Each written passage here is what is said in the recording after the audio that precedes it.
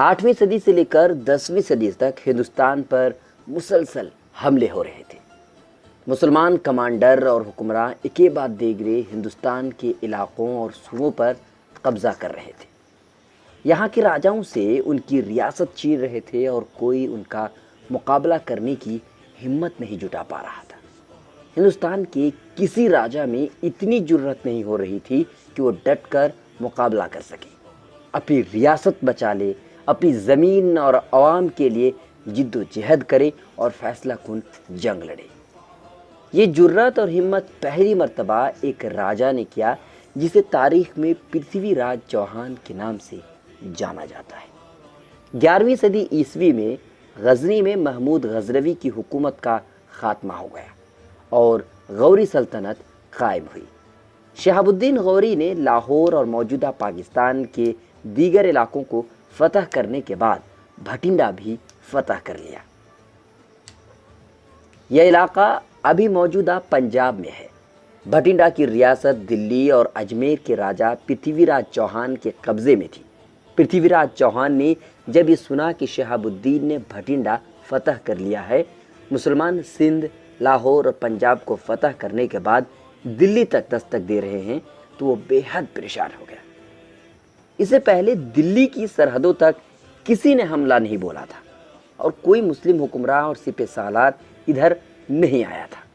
پرتھوی راج چوہان نے بھٹنڈا ہاتھ سے نکل جانے کے بعد جنگ کی تیاری شروع کر دی اور ایک زبردست فوج تیار کی۔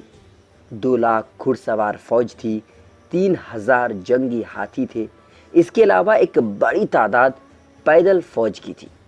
مورخین کے مطابق پرتھوی راج چوہان کی فوج کی تعداد 3 لاکھ سے زیادہ تھی۔ پرتھوی راج چوہان 3 لاکھ کی یہ بڑی فوج اور جنگی ساز و سامان کے ساتھ دلی سے 117 کلومیٹر دور کرنال کے علاقے میں پہنچ گیا اور ترائن کے میدان میں شہاب الدین غوری کا فوج کا انتظار کرنے لگا۔ پرتھوی راج چوہان نے اپنے کمانڈروں اور سپہ سالاروں سے کہا کہ شہاب الدین غوری کو ایسی عبرتناک اور بدترین شکست دینی ہے کہ پھر کبھی دوبارہ کوئی دلی اور اجمیر کی طرف آنے کی ہمت نہ کر سکے۔ سندھ اور لاہور کی طرح دلی پر کوئی مسلمان سپہ سالار حملہ کرنے سے پہلے 100 بار سوچے۔ دوسری طرف شہاب الدین غوری بھٹنڈا سے چل کر شہاب الدین ٹراوی کے میدان میں پہنچا۔ اس کے پاس صرف 14,000 فوج تھی۔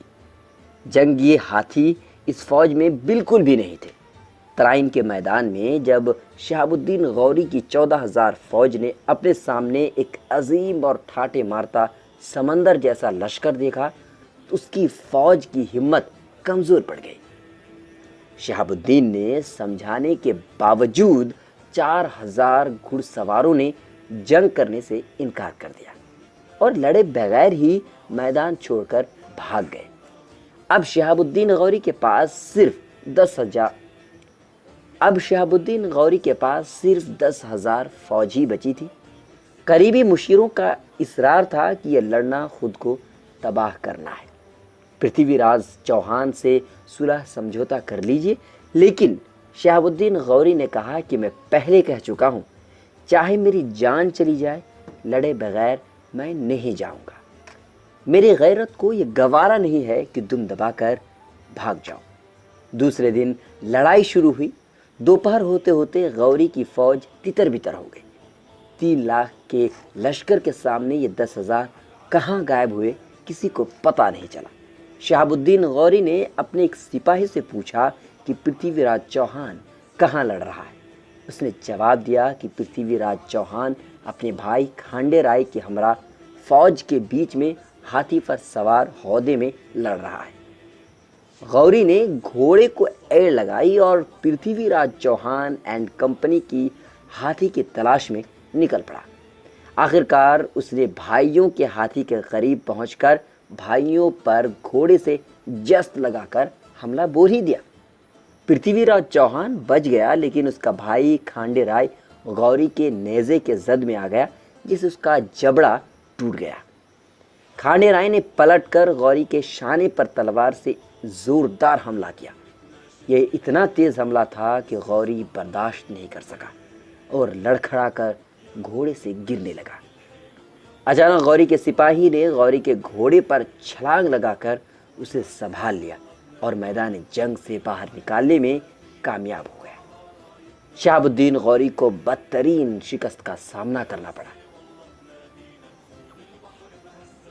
10,000 فوج میں اکثر کی شہادت ہو گئی، چند ایک فوجی اپنی جان بچانے میں کامیاب ہو سکے۔ شہاب الدین غوری بھی اپنے سپاہیوں کی بدولت میدان جنگ سے زندہ بچ جانے میں کامیاب ہوا۔ یہ جنگ 1191 میں ہوئی تھی۔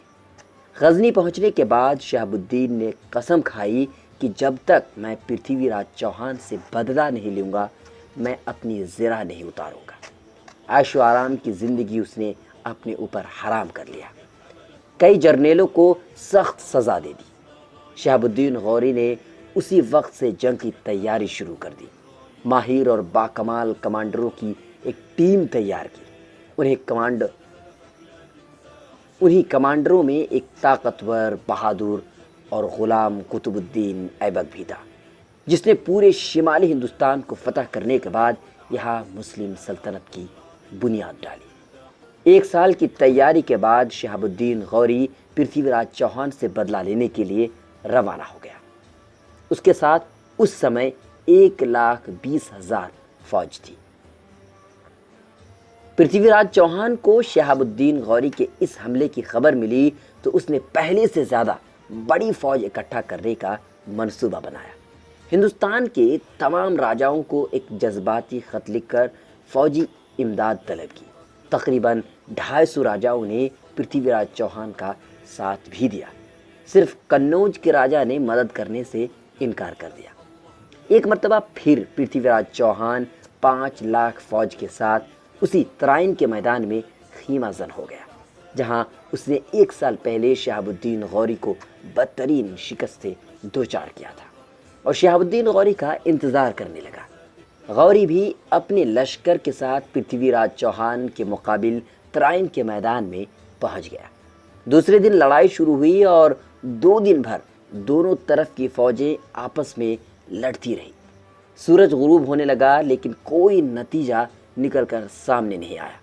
دونوں طرف کی فوجیں تھک گئی، مزید لڑنے کی ہمت نہیں ہو رہی تھی۔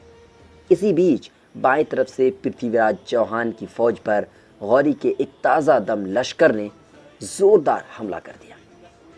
اس غیر متوقع حملے سے پرتھوی راج چوہان کی فوج میں ہنگامہ برپا ہو گیا۔ مقابلہ کرنے کے بجائے فوج الٹے پاؤں بھاگنے لگی اور 5 لاکھ فوج تتر بتر ہو گئی۔ پرتھوی راج چوہان نے فوج کی شکست کا منظر دیکھ کر اپنی جان بچانے کی کوشش کی۔ ہاتھی سے اتر کر گھوڑے پر سوار ہو گیا اور فوج کو بے یار و مددگار چھوڑ کر بھاگ نکلا۔ شہاب الدین غوری کی فوج نے اس کا پیچھا کیا اور بالآخر 3 میل کے فاصلے پر دریائے سرسا کے کنارے گرفتار کر لیا۔ شہاب الدین کے حکم پر اسے قتل کر دیا گیا۔ تاریخ کی کچھ کتابوں کے مطابق پرتھوی راج چوہان نے جب دیکھا کہ اس کی فوج میدان سے بھاگ رہی ہے تو وہ خود میدان میں آ کر پوری ہمت کے ساتھ مقابلہ کرنے لگا اور میدان جنگ میں لڑتے ہوئے مارا گیا۔ 1 سال کے بعد 1192 عیسوی میں اسی میدان میں شہاب الدین غوری کو فتح نصیب ہوئی، جہاں 1 سال پہلے اسے بدترین شکست کا سامنا کرنا پڑا تھا۔ اس جنگ کے بعد ہندوستان کا نقشہ تبدیل ہو گیا۔ ایک عظیم مسلم سلطنت کی بنیاد پڑ گئی جو 1857 تک قائم رہی، تقریباً 750 سال تک قائم رہی۔ دلی اور اجمیر پر پہلی مرتبہ کسی مسلم حکمراں کا قبضہ ہوا۔ شہاب الدین غوری نے فتح کرنے کے بعد اس علاقے میں اپنی حکومت قائم کرنے کا اعلان کیا اور اس کو خوبصورت بنانے اور بسانے کا فیصلہ لیا۔ اس نے اپنی دریا دلی کا مظاہرہ کرتے ہوئے اجمیر کی ریاست پرتھوی راج چوہان کے بیٹے کو واپس کر دی اور اسے اپنا باز گزار اور ماتحت بنا دیا۔ دلی کی ریاست کا حکمراں انہوں نے اپنے سپہ سالار قطب الدین ایبک کو بنایا۔ دلی اور اجمیر کے بعد بنگال، بہار، لکھنؤ اور دیگر صوبوں کو بھی شہاب الدین غوری نے فتح کر لیا، اور ان فتوحات میں قطب الدین ایبک نے تاریخی کارنامہ انجام دیا۔ 1206 میں شہاب الدین غوری کی وفات کے بعد قطب الدین ایبک نے یہاں اپنی خود مختار حکومت کا اعلان کر دیا اور اس طرح ہندوستان میں مسلم سلطنت کا باضابطہ آغاز ہوا۔ اس سے پہلے مسلمانوں نے سندھ، لاہور اور پنجاب کے علاقوں کو فتح کر رکھا تھا، لیکن یہاں مستقل حکومت نہیں تھی۔ یہاں کا راج غزنی یا اس سے پہلے دمشق اور بغداد سے چلتا تھا۔ 1206 میں پہلی مرتبہ ہندوستان میں مسلم سلطنت قائم ہوئی۔ الگ دور میں الگ خاندانوں نے یہاں حکومت کی۔ 15ویں صدی میں مغلیہ سلطنت کی شروعات ہوئی، وہ سب سے زیادہ مضبوط اور عظیم تھی، جو 1875 تک قائم رہی۔ یہاں یہ بات بتانا بھی ضروری ہے کہ پرتھوی راج چوہان ہندوستان کے ہزاروں راجاؤں میں بے حد مقبول ہے۔ آج بھی انہیں خصوصیت کے ساتھ یاد کیا جاتا ہے۔ بھارت کا ایٹمی میزائل پرتھوی راج چوہان کے نام پر ہی رکھا گیا ہے۔ دوسری طرف شہاب الدین غوری کا شمار بھی مقبول، نیک اور ہر دل عزیز بادشاہوں میں ہوتا ہے۔ شہاب الدین غوری نے یہاں انصاف قائم کیا اور مذہب کے نام پر کبھی کوئی زیادتی نہیں کی۔ موجودہ دور میں مسلمانوں کے خلاف نفرت کی وجہ اب شہاب الدین غوری کو بھی بنا دیا گیا ہے۔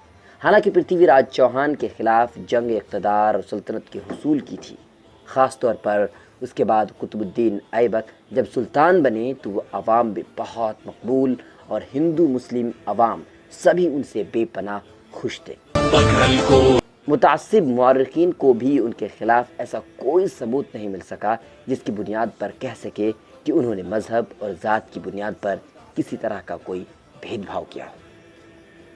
پاکستان نے اپنے ایٹمی میزائل کا نام شہاب الدین غوری سے منسوب کر کے رکھا ہوا ہے۔ یہ ویڈیو دیکھنے کے لیے آپ کا شکریہ۔ آپ سے درخواست ہے کہ ہمارے چینل کو سبسکرائب کریں اور بیل آئیکن ضرور دبائیں تاکہ ہماری ہر ویڈیو کا نوٹیفیکیشن آپ کو مل سکے۔